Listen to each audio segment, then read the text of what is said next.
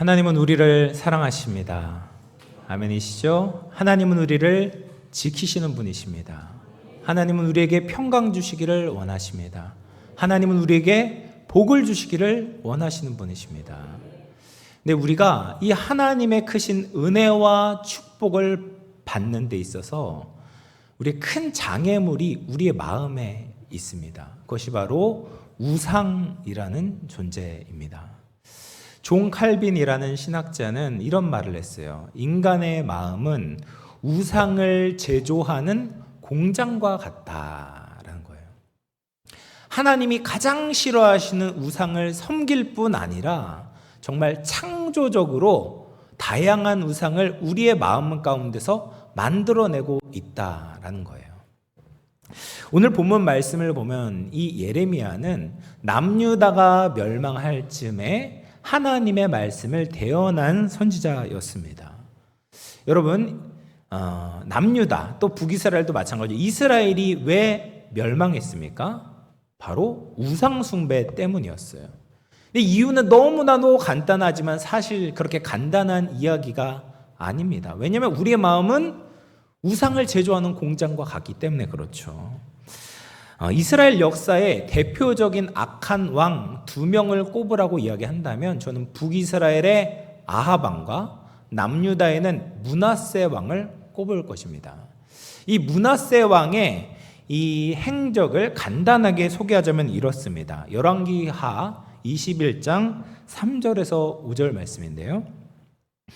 그의 아버지 히스기야가 헐어버린 산당들을 다시 세우며 이스라엘의 왕 아합의 행위를 따라 바알을 위하여 제단을 쌓고 아세라의 목상을 만들고 하늘의 일월 성신을 경배하고 섬겼는데 어디에다 했냐? 4절입니다. 여호와께서 전에 이르시기를 내가 내 이름 예루살렘에 두리라 하신 여호와의 성전에 제단을 쌓고 여호와의 성전 두마당에 하늘의 일월 성신을 위하여 제단들을 쌓았다.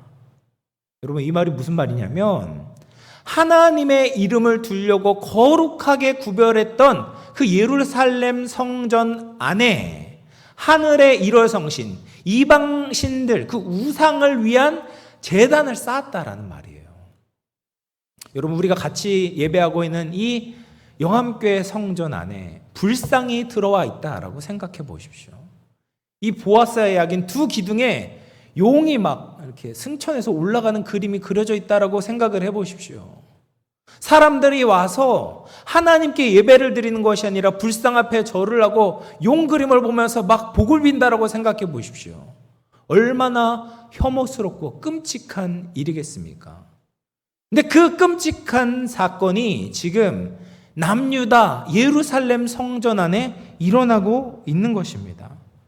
하나님께서 그 우상 숭배를 보시고 이스라엘 나라를 더 이상 보존하지 않겠다라고 결정을 하시는 거예요.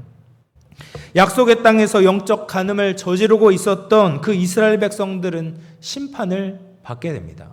그래서 북이스라엘은 아수르에 멸망하게 되고 남유다는 바벨론에 망하게 되는 것이죠. 사랑하는 성도 여러분, 이런 이스라엘의 모습을 보면서 한심하다라는 생각이 들지 않으십니까? 그러니까 하나님의 말씀대로 신명기에서 이야기했던 것처럼 하나님 한 분만 섬기면 되는데 왜 그것을 못할까? 이런 안타까운 마음이 들지 않으십니까? 하나님께 그렇게 많은 은혜를 받았음에도 불구하고 왜 우상을 섬기고 있는가? 어리석다라고 생각이 들지 않으십니까? 그런데 그런 이스라엘 백성들의 우상 숭배의 모습이 결코 우리와 무관하지 않습니다. 거룩한 성전 안에 더러운 우상을 들여놓은 그 핵의 망측한 모습이 우리에게도 발견이 된다라는 거예요. 팀 켈러라는 목사님께서 내가 만든 신이라는 책에서 우상에 대해서 이렇게 정의를 하셨어요. 우상이란 무엇인가? 무엇이든 당신에게 하나님보다 더 중요한 것이 우상이다. 무엇이든 하나님보다 더 크게 당신의 마음과 생각을 차지하는 그것이 바로 우상이다. 하나님만이 주실 수 있는 것을 다른 데서 얻으려고 한다면 그것이 바로 우상 숭배다 라고 이야기를 해요. 여러분, 우상은 그냥 눈에 보이는 불상, 코끼리상 이런 게 아니다라는 거예요. 하나님 자리에 올려놓은 다른 모든 것들이 다 우상이 될 수 있다라는 겁니다. 여러분, 우리가 들여놓는 우상은 나쁜 것이 없어요. 다 좋은 것입니다. 여러분, 돈 나쁜 거예요? 아니에요. 좋은 겁니다. 필요한 거죠. 근데 그것이, 돈이 하나님보다 더 위에 있으면 우상이 되는 거예요.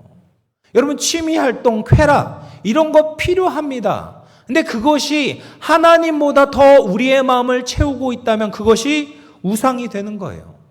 일, 건강, 가족, 행복 다 좋은 가치이지만 그런 것들이 하나님보다 위에 놓여 있다면 그것이 우상이 되고 마는 것입니다. 그런 우상이 우리 인생의 자리를 차지하고 있다면 그냥 방치해서는 안 되는 것이죠. 고린도전서 3장 16절, 17절 말씀 같이 한번 읽어보도록 하겠습니다. 시작. 하나님의 성령이 너희 안에 계시는 것을 알지니다. 누군지 하나님의 성전을 더럽히면 멸하시리라. 하나님의 성전은 거룩하니 너희도 그러하니라. 아멘. 우리는 하나님의 성전입니다. 믿으시죠? 그래서 우리는 거룩해야 돼요. 거룩한 건 뭐냐? 하나님을 하나님의 자리에 올려놓는 거예요. 하나님만 예배하는 것입니다. 그렇지 않으면 어떻게 돼요? 하나님의 성전을 더럽히면 하나님이 그 사람을 멸하시리라 라고 말씀하고 계시는 겁니다. 우상숭배는 예수님을 믿는 믿음과 양립할 수 없습니다. 예수님을 믿어 우리가 하나님의 거룩한 자녀가 되었다면 우리 삶에 들어오려는 우상을 반드시 막아 세워야 되는 거예요. 제거해야 되는 것입니다. 그러면 왜 이스라엘 백성들이 그렇게 쉽게 우상숭배에 빠지게 되었는가? 오늘 말씀을 보면 왜 이렇게 쉽게 우상숭배에 빠지게 됐는지 그 이유를 알 수가 있습니다. 2절 말씀 한번 보시면 이렇게 이야기해요. 여호와께서 이와 같이 말씀하시되 여러 나라의 길을 배우지 말라. 왜 우상숭배에 빠지기 쉽냐면 이 대세가 우상을 섬기고 있기 때문에 그렇습니다. 사람들이 뚜렷한 자기 주장, 자기 생각을 가지고 살아가는 것 같지만 사실 그렇지 않습니다. 옆에 있는 이웃이 생각하는 대로 생각하고요. 옆에 있는 이웃이 살아가는 그 삶의 방식을 따라서 살기 마련이에요. 근데 이것은 그냥 한 개인에게만 속해 있는 그런 일이 아니라 국가를 봐서도 마찬가지입니다. 선진국이 어떤 정책을 결정하면 후진국들은 반드시 그 정책을 따라가게 마련이에요. 우리나라도 마찬가지 아닙니까? 미국이나 다른 유럽의 선진국들이 결정하는 정책이 있으면 그것을 이렇게 결국에 이제 따라가게 돼요. 동성애다, 인권이다, 이런 것들을 보면 결국에는 따라가려는 그런 흐름들이 만들어지고는 하는 것이죠. 근데 이스라엘도 그랬습니다. 당시 선진국이었던 바벨론에서 우상을 섬기고 있는 거예요. 근데 그 우상을 섬겼는데 결과가 어땠습니까? 바벨론은 제국을 건설하게 되고 힘이 있었고 물질적인 풍요가 넘치고 있었던 거예요. 그것을 보니까 이 우상을 섬겨야지 그런 축복을 받게 되는구나를 보게 되는 것이죠. 그래서 그 우상을 적극적으로 수입하게 되고 이스라엘 백성들도 문제의식 없이 우상 숭배를 하는 것입니다.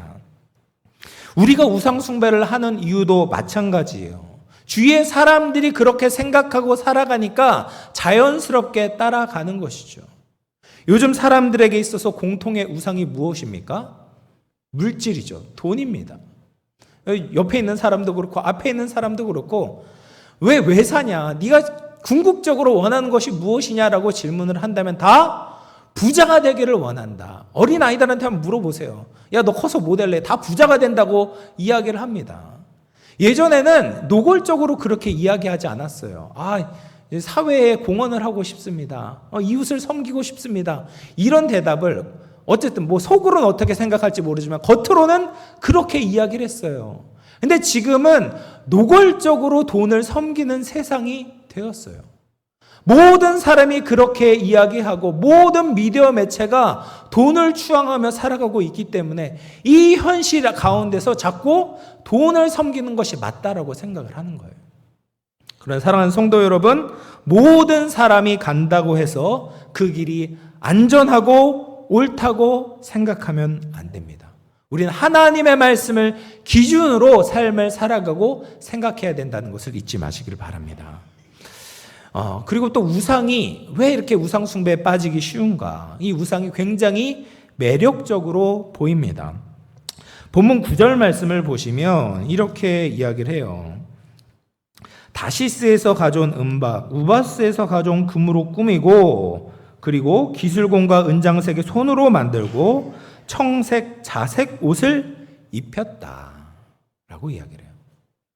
그 당시 우상들은 다 이제 나무로 조각을 했어요. 나무로 사람의 모습으로, 기괴하긴 하지만 사람의 모습으로 조각을 했어요. 근데 그 정도로는 사람에게 호감을 얻지 못해요. 혹하게 만들지 못합니다. 그래서 은박으로, 금박으로 이렇게 아주 아름답게 꾸미게 되는 거예요. 그리고 아주 정교한 기술을 가지고 이 우상을 만들어 놓는 겁니다. 게다가 청색옷, 자색옷을 입혀 놓는 거예요. 청색, 자색옷은 그 당시에 왕족들만 입을 수 있는 옷이었습니다. 지금 말로 말하자면 명품 옷으로 치장을 하는 겁니다. 그러니까 사람들이 혹하게 되는 거예요. 야, 저 우상을 따라가게 되면 저렇게 멋진 삶을 살아갈 수 있지 않을까? 저렇게 멋진 권력을 가지고 있으니까 나를 다스려도 되지 않을까라고 생각하고 우상을 쫓게 되는 겁니다. 그러나 눈에 보이는 것으로 우리가 현혹되어서는 안 됩니다. 아무리 화려하다고 해도 나무는 그냥 나무인 거예요. 우리가 그 본질을 꿰뚫어 보아야 되는 것이죠. 또 사람들이 우상에 빠지기 쉬운 이유는 사람들이 원하는 대로 섬길 수 있기 때문입니다. 5절 말씀을 보면 이 우상은 이렇게 이야기해요. 그것이 둥근 기둥 같아서 말도 못하며 걸어다니지도 못하므로 사람이 메어야 한다라고 이야기를 합니다. 우상들은요, 사람에게 구체적인 삶의 방식에 대해서 요구하잖아요. 하나님은 어떻게 합니까? 네가 어떤 마음을 가져야 되는지, 어떤 삶을 살아야 되는지 우리에게 말씀하세요. 그리고 그렇게 살지 못하면 우리를 책망하시고 징계하시고 그렇게 살 수 있도록 우리를 도와주십니다. 그런데 우상은 그렇게 하지 않아요. 그런 거 다 필요 없어요. 그냥 내가 원하는 방식으로 그냥 재물만 드려라. 그럼 내가 너에게 복을 주겠다. 이런 기복주의적인 신앙이 우상 숭배의 모습입니다. 사람들이 얼마나 편하겠습니까? 내 마음, 내 삶의 방식을 터치하지 않으니까 편한 거예요.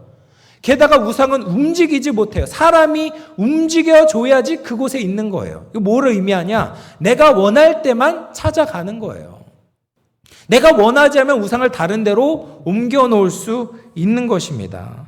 이처럼 자기가 편리한 대로 우상 숭배를 하면서 내가 원하는 것이나 얻어내고 내가 원하는 삶의 방식으로 살아가니까 우상 숭배가 매력적인 것이죠.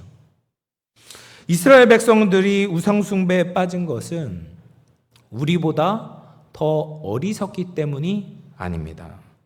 주위의 모든 나라, 모든 사람들이 보편적으로 섬기고 있었고 화려한 모습의 매력을 느꼈고 자신의 편리와 편의에 따라서 우상을 섬길 수 있기 때문에 우상을 섬겼던 거죠. 자신의 죄성과 딱 맞아떨어지는 우상 숭배는 넓고 빠르게 확산되고 있었습니다. 하나님은 이 우상 숭배가 가지고 있는 흡입력, 이 뛰어난 전파력을 알고 계셨고 처음부터 약속의 땅에 들어가기 전부터 하나님은 이 우상 숭배에 대해서 경고하셨어요. 야, 너희가 우상을 섬기게 되면 어떻게 되냐? 그 약속의 땅에서 뽑아내서 다른 나라에 내던져지게 될 것이다 라고 말씀하셨어요. 다른 죄들은 하나님이 용서하실 수가 있어요. 근데 이 우상 숭배는 하나님이 용납하실 수가 없는 거예요. 여러분, 부부 관계에 있어서 다른 문제들은 함께 힘을 모아 해결할 수 있습니다. 경제적으로 조금 어려워도 아이들 교육에 있어서 조금 힘들어도 함께 마음을 모아서 그 어려움들을 극복하고 돌파할 수 있습니다. 근데 부부가 깨어지는 것은 무엇입니까? 서로에 대한 신뢰, 서로에 대한 사랑이 깨어지면 그 관계를 회복할 길이 없는 거예요. 배우자가 내가 아닌 다른 배우자를 찾게 된다면 어떻게 할 도리가 없는 것이죠. 우상 숭배하는 것이 마치 이와 같은 겁니다. 신앙적으로 불륜을 저지르는 거예요. 하나님께로 돌아오지 않는다면, 우상을 버리고 주님만 예배하지 않는다면 다른 어떤 것이 이루어질 수 없는 거예요. 신앙의 진전이 이루어질 수 없다라는 것이죠. 그래서 10계명의 1계명이 무엇입니까? 너는 나 외에 다른 신을 내게 있게 하지 마라. 다른 신을 섬기지 말아라. 이것이 깨어지면 아래 9가지 계명, 다른 모든 계명들이 무의미하게 된다. 이것만 지켜내라. 그러면 내가 너를 도와줄게. 내가 너를 복되게 할게. 내가 너를 만들어내겠다라고 약속하시는 것이죠. 그래서 우리는 우상 숭배를 반드시 청산해야 합니다. 성도가 복을 받기 위해서는, 하나님의 사랑을 받기 위해서는 우리 안에 있는 우상을 제거해야 되는 것이죠. 그러기 위해서 우리는 우상의 본질이 무엇인지 다시금 확인할 필요가 있습니다. 그레고리 빌이라는 세계적인 성경 신학자는 우상 숭배에 대해서 이렇게 이야기를 했어요. 영어인데요. We become what we worship 이라는 말을 했어요. 우리는 예배하는 것으로 된다. 예배하는 것으로 변화된다라는 말이에요. 우리가 우상을 예배하면 우상처럼 변하게 되고, 우리가 하나님을 예배하게 되면 하나님처럼 변화되게 된다라는 말입니다. 그래서 우리가 결국 우상을 섬기게 되면 그 우상과 같이 닮게 되는데, 오늘 본문 말씀을 보면 우상의 특징 3가지에 대해서 이야기를 해요. 먼저 첫 번째 특징이 뭐냐? 우상은 생명이 없습니다. 하나님은 스스로 계신 분이죠. 하나님은 피조된 분이 아니에요. 하나님은 창조주입니다. 그런데 우상들은 인간의 손으로 만들어진 피조된 것이에요. 그래서 생명이 없습니다. 아무리 화려해 보인다고 해도 생명도 없고 우리에게 생명을 줄 수 없습니다.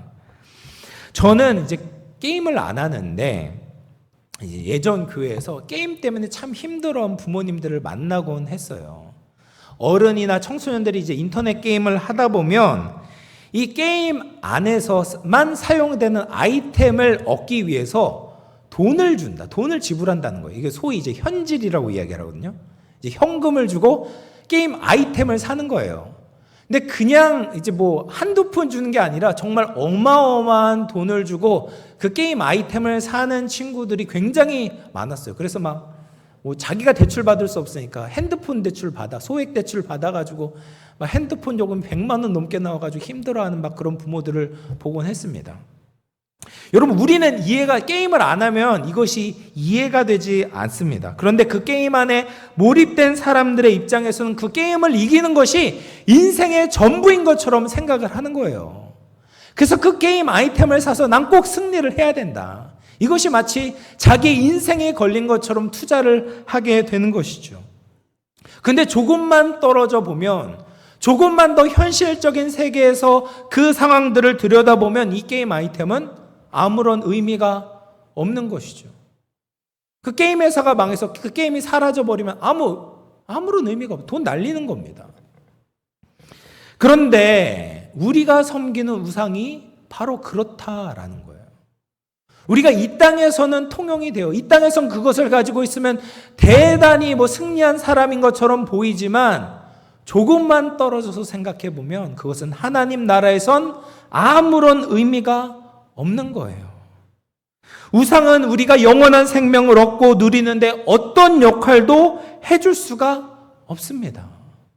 금을 가지고 있던, 은을 가지고 있던, 어떤 명성을 가지고 있던, 인기를 가지고 있던 상관이 없는 거예요. 하나님 나라에는 전혀 도움이 되지 않는 겁니다. 생명을 줄 수 없고 화와 복을 줄 수 없습니다.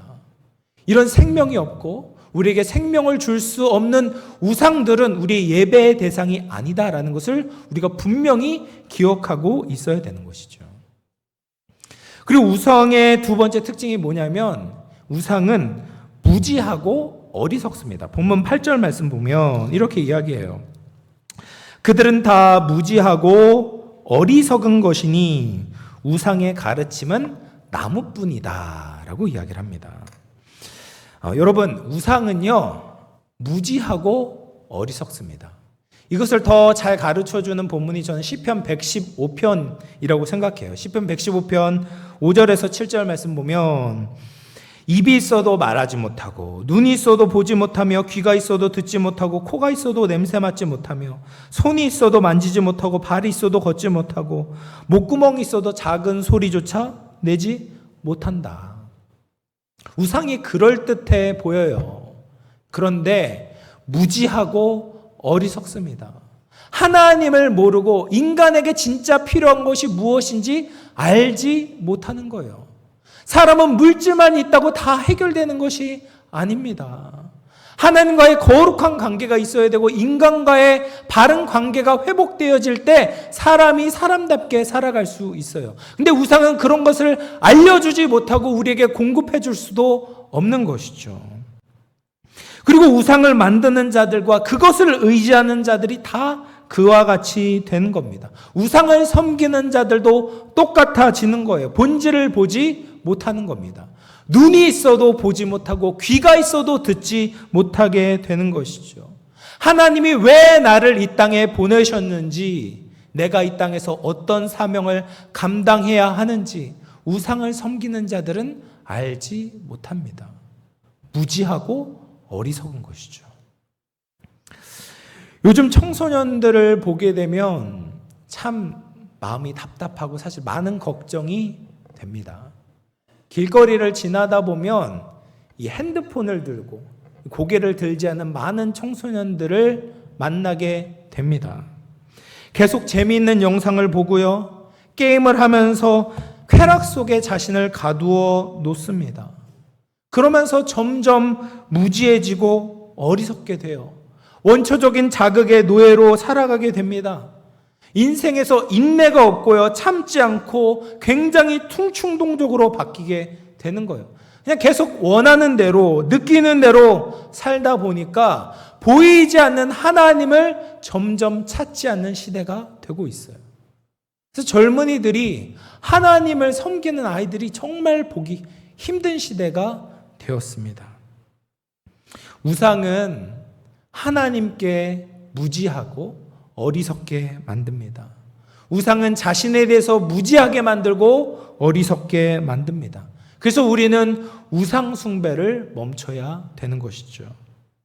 그리고 마지막으로 우상의 특징이 뭐냐? 결국에는 망하게 된다라는 거예요. 15절 말씀, 오늘 본문 이후에 나오는데요. 15절에 그것들은 헛것이요 망령되이 만든 것인즉 징벌하실 때에 멸망할 것이나 라고 이야기합니다. 여러분, 이 땅에서 섬기는 우상들은 다 멸망하게 돼요. 사라지게 됩니다. 이스라엘 백성들이 섬겼던 우상들이 결국 어떻게 되었습니까? 다 사라지게 되었어요. 아수르, 바벨론에서 섬겼던 우상들 어떻게 됐습니까? 다 사라지게 되었어요. 그 제국들 전체가 다 사라지게 되었어요. 우상이 영원할 것처럼 보이는데 다 망하게 됩니다. 사라지게 되는 거예요. 헛된 것이에요. 헛된다는 것은 무엇이냐면 헛되고 헛되니 모든 것이 헛되다. 안개와 같고 이 세상에서 연기와 같은 거예요. 자욱해 보여요. 온 세상을 다 뒤덮고 있는 것처럼 보이는데 하나님의 때에 하나님의 빛이 비춰질 때 그 연기는 순식간에 다 사라지게 되는 것이에요. 이게 우상의 특징이에요. 이 세상을 덮고 있고 주장하는 것처럼 보이지만 순식간에 사라지게 되는 겁니다. 그리고 그 우상을 섬기는 우상 숭배자들도 마찬가지인 것이죠. 결국에는 멸망하게 되고 사라지게 되는 것입니다. 프란시스 베이컨이라는 유명한 화가가 있습니다. 이 사람이 정말 이제 기괴한 작품들을 많이 남겼어요. 그런데 이 사람은 세상을 어떻게 보았냐? 물질이 전부다라고 봤어요. 그래서 인간은 그냥 고통받는 고깃 덩어리에 불과하다라고 생각했어요. 그래서 이제 그림 하나 띄워주시면 이게 그 사람이 그렸던 작품 중에 하나예요. 뭔지 잘 모르시겠죠? 저기 가운데 어두컴컴한 사람이 있는데 그 위에 걸려있는 것이 정육점에 있는 고기 덩어리예요. 고기 덩어리. 그래서 사람은 뭐 없어요. 뭐 하나님의 형상도 아니고 영적인 것도 없어요. 그냥 고기 덩어리에 불과하다라고 생각해서 그래서 저런 어두운 그림들을 많이 그렸습니다. 그런데 이 사람이 화가로 인정을 받고 많은 돈을 얻고 명성을 얻었어요. 그런데 그 삶을 들여다보면 결국 그가 생각했던 것처럼 살았어요. 결국 자기 자신도 그냥 고기 덩어리라고 생각하면서 쾌락만 추구하며 살았던 거예요. 그래서 동성애를 즐겼고요. 그리고 많은 돈을 얻었지만 그것 술과 도박으로 탕진해버리고 맙니다. 그리고 결국 마드리드에서 심장마비로 가족도 없이 인생을 비참하게 마감하게 되는 것이죠. 여러분, 우상을 섬기면 결국 마지막이 이런 것이에요. 인생이 그냥 고기 덩어리다. 내 인생이 물질이 전부다 라고 생각하게 되면 결국 생명이 없고 무지하고 어리석고 멸망하게 되는 것이죠. 그러면 우리가 이 강력한 우상 숭배에서 어떻게 하면 벗어날 수 있게 되는가? 하나님을 예배해야 되는 것이죠. 하나님만 바라보아야 합니다. 하나님이 우리에게 주시는 진짜 축복, 진짜 은혜를 갈망해야 됩니다.